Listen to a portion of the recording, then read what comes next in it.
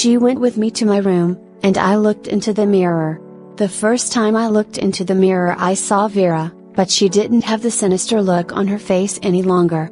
The snarl had transformed into a soft, pretty smile. I turned from side to side, and the figure in the mirror mimicked my actions. I kept staring at the figure, and it was then that I noticed that the figure in the mirror was changing, and in a couple of minutes it was completely me. My mother was sitting on the edge of my bed, and I turned to her, and breathlessly said, "Oh mommy, it's so beautiful, oh thank you so much, oh I love you so," and I hugged her. I could tell she was quite surprised by this, and petted my hair as I laid my head on her shoulder.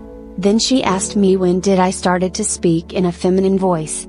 I just told her that it was how I always spoke. She knew that it wasn't how I always spoke, and just tenderly looked at me. That was when I noticed the changes that she had been picking up on, but I think that she wasn't questioning it anymore. She took me back to her room, and she fetched a white purse for me and told me to put my ID in there. I can't begin to tell you the joy I felt at me finally being dressed as what I was. I came back, and joined her in her room. She gave me a couple of other things for my purse, the tube of lip gloss, a small compact, a travel size of tissues, and a small spray bottle of perfume. She sprayed my neck behind my ears first, and changed shoes. Mom stepped back from me and said, "Okay, let me look at you." I stood there while she was checking me out. I could see that she was looking me up and down, and then she smiled and said, "Dear, you are very pretty." I then asked her, "Really mommy? Please don't just tell me that, do you really think that I'm pretty?" She hugged me, and told me again, "Janelle, I can't believe what a lovely girl you are." This made me very happy, and she took me by the hand and led me downstairs.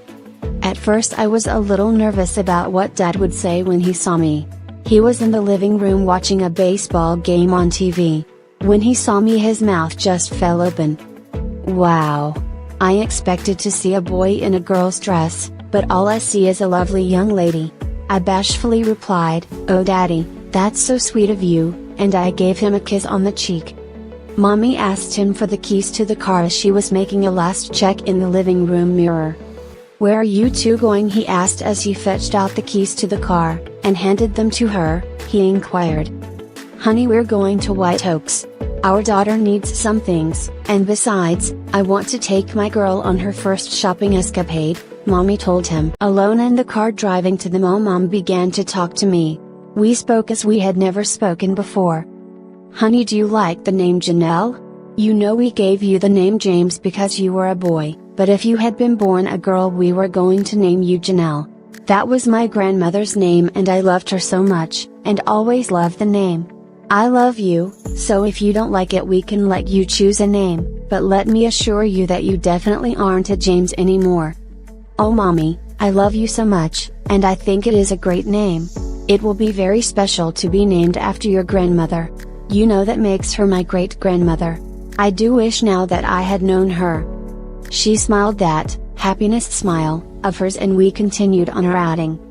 As we drove she inquired about some other seeds of doubt that had been sprouting, like, "Janelle, I noticed that you have never really seemed to be interested in girls, and this would I guess kind of explains this, a change. I would like to know, are you attracted to boys?" "Well Mom, I've never really been attracted to girls much. I mean, the only dates I've ever had was when we had a dance or some school function."